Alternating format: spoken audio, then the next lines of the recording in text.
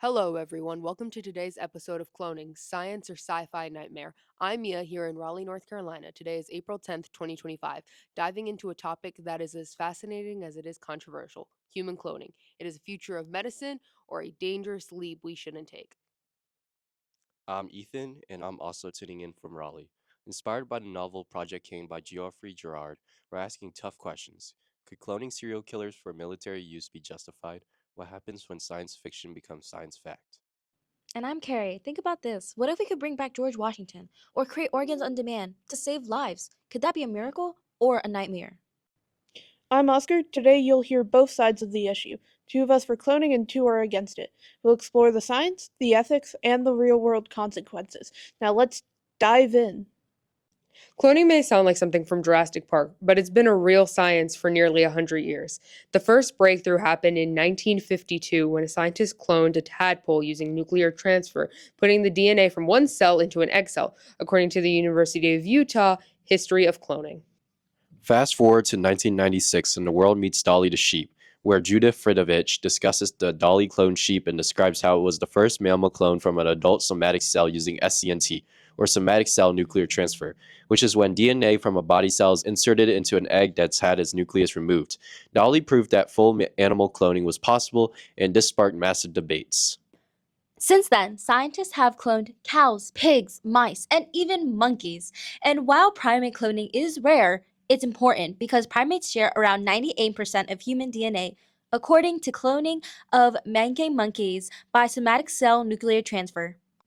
And also, from Professor Fave explains transcription and translation from DNA to proteins, as he explains about understanding how DNA works involves with that transcription and translation.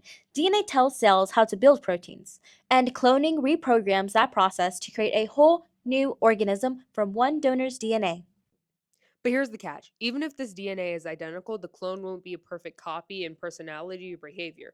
Things such as the environment, mutation, and epigenetics don't matter. That's where the science ends and the ethics debate now begins. Let's get started on the benefits. Cloning could help revolutionize medicine, such as the case of Tawana Looney, who was written by him, Zulu Jessica, and wrote the article of, quote, a woman in the US is the third person to receive a gene-edited pig, end quote. Now she has become the third person to receive a kidney from a gene-edited copy of a pig. Now imagine this, a few 50 years from now, xenotransplantation has evolved, and now we can clone pig kidneys to perfectly match a patient's. No more waitlist, no more transplant rejections. Exactly, and think about the endangered species. Cloning could help bring back animals that are on the brink of extinction. We've seen how scientists clone a Pyrenean ibex, a species of wild goat that went extinct about 2,000 years ago. Even now, I went and saw an article by O'Kane Caitlin, The Dire World, which was brought back by biotech company, which is about dire wolves that were brought back from extinction using DNA cloning that dates back 13,000 and 50,000 years ago. And when it comes to human cloning, there is so much potential with the cloning of twins to help find a way to no longer contract HIV, or if parents could have another chance of having a clone after losing a child, or if infertile couples have biological children. There are real emotional reasons why cloning could change the world and be a miracle. I know it seems all good, but what about the risks?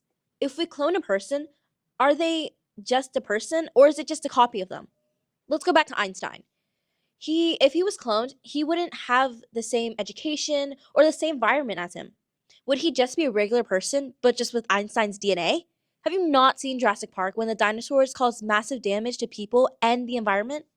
What about the ethics of it? Who gets to decide who gets cloned? What if cloning is used for harm? It's what Project Cain talks about and warns us about. If the government could clone the most violent criminals without their consent or knowledge, it wouldn't be revolutionizing genetics or medicine, but just be manipulation.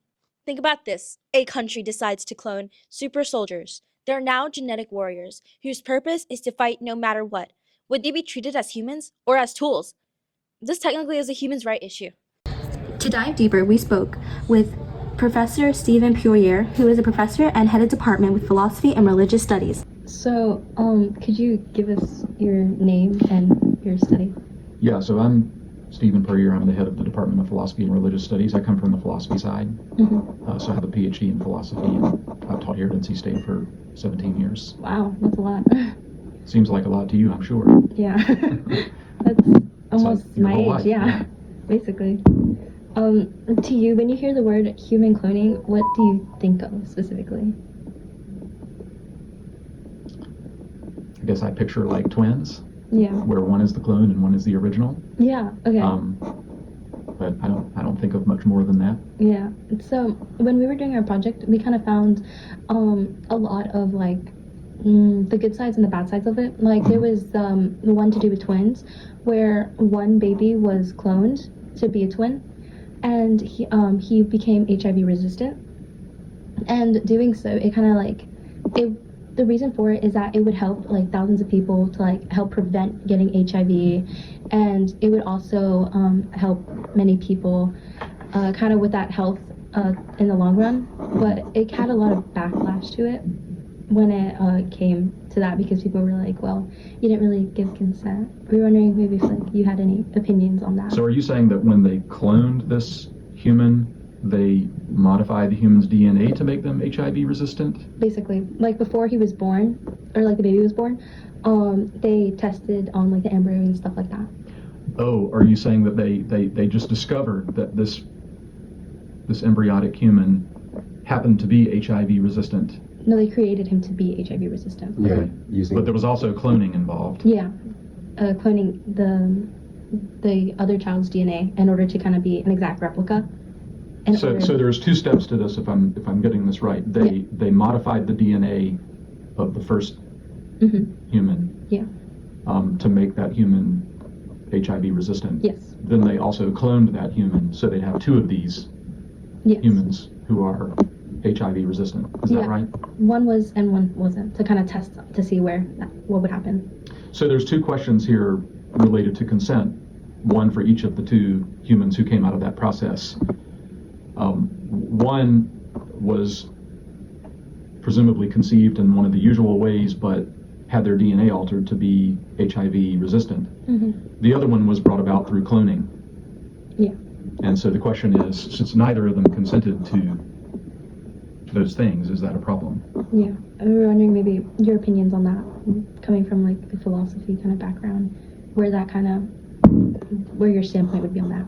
Well, the first thing I'll say is that when we think about consent, the very idea of giving birth to children is problematic. Because none of us consented to having these lives. So if we think it's important that a person consent to have a life in the first place, all births are going to be problematic. Right. You might also think that we should be able to consent to beyond the mere fact that we are going to have a life, that we should be able to consent to what kind of life we're going to have, which is another kind of consent we don't have. Like,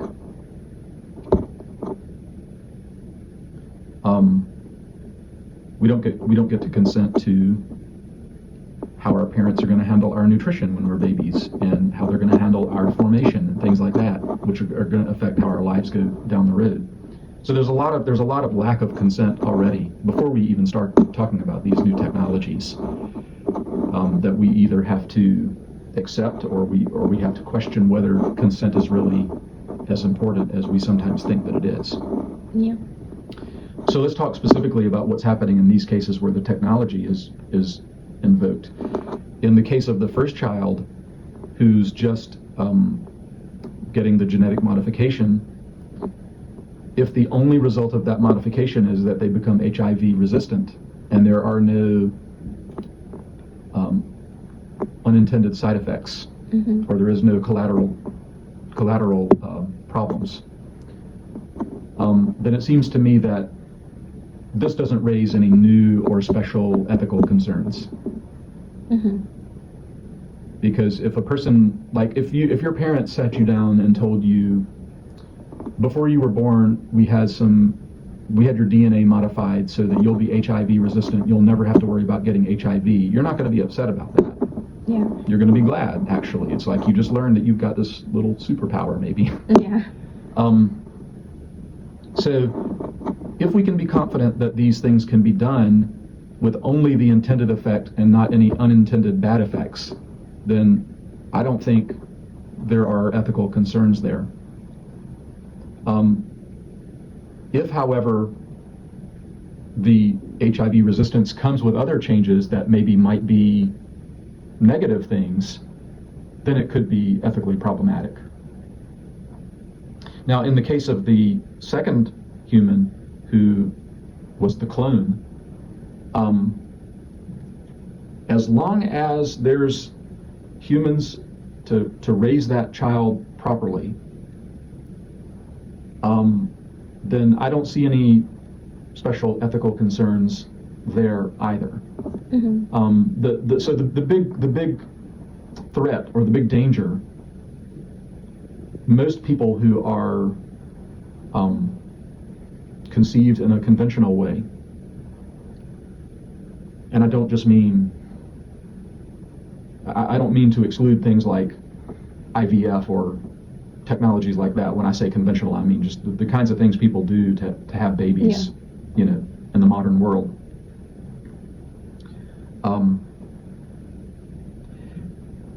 Generally speaking, those parents want to have the baby. Not always, but generally speaking, they want to have the baby, and they're gonna take care of the baby. But if you're talking about a clone that's being created by some organization, who's going to step up and be the parents for that human being?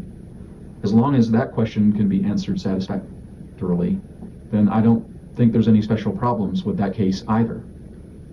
You might say, yeah, but you cloned this person and brought them into existence without their consent. But essentially the same thing is true for every human being who's born. None of us gave consent to being brought into this world. And the fact that it was through cloning versus two people having sex seems ethically insignificant. It is interesting to hear about how cloning has been able to save many lives. An example of this is when kidneys and livers had begun to been used to help with transplants in order to help reduce the list. But we've seen in history that scientific advancements can be used for good and also for harm. So if cloning technology advances, what can we do to prevent these ethical violations? We've been able to see both sides. Cloning can be used to help save lives, help revive species, and also with advances in medicine. Although it could bring nightmares with government misuse, human right violations, and also being used for military and political control for personal uses rather than the benefit of the people. We need policies to guide how cloning is used. Without them, we risk repeating history. So where is it that we draw the line? Should cloning be allowed, banned? Most importantly, how do we ensure that people don't take advantage of science that has been in the past? Maybe it's not just about can we, it should be should we. If history has allowed us to do these experiments, how can it lead to harm? What are the ethical problems? And remember, the science it has, and also the future and how it shapes us. I find it interesting. Speaking of history, it reminded me of the case of a Chinese scientist who edited embryos using CRISPR to make them HIV resistant. He went to prison for illegal medical practice, which resulted in public concern about ethical experimentation. Yeah, what's even shocking about it was that he was just trying to help prevent a disease. Although he did this experiment, he didn't get consent and ignored any international guidelines. There could have been many more ethical ways to conduct this experiment, maybe by starting with getting consent. Yeah, that's crazy. But there was a similar case in the US where researchers edited embryos to fix genetic defects. This sparked debates about the ethical boundaries of gene editing and the risk of creating designer babies. I agree. These events show the urgent need for global regulations. Without proper oversight and regulations, public trust in scientific institutions and the government may continue to weaken. So, what do we do with all of this? Cloning can help us save lives, preserve species, and advance medicine, but only if we used it ethically. It's just about whether we can do it. It's also about whether we should. History shows that unchecked science can lead to harm. If we don't ask the right questions now, future generations may suffer the consequences, like in Project Cain. There were many consequences with self identity and the ethics on cloning. No matter where your standpoint on cloning is, there's one truth that remains. Cloning is a powerful tool, but like any tool, it's up to us on how to use it. Our future could depend on guiding science with wisdom and caution rather than just curiosity.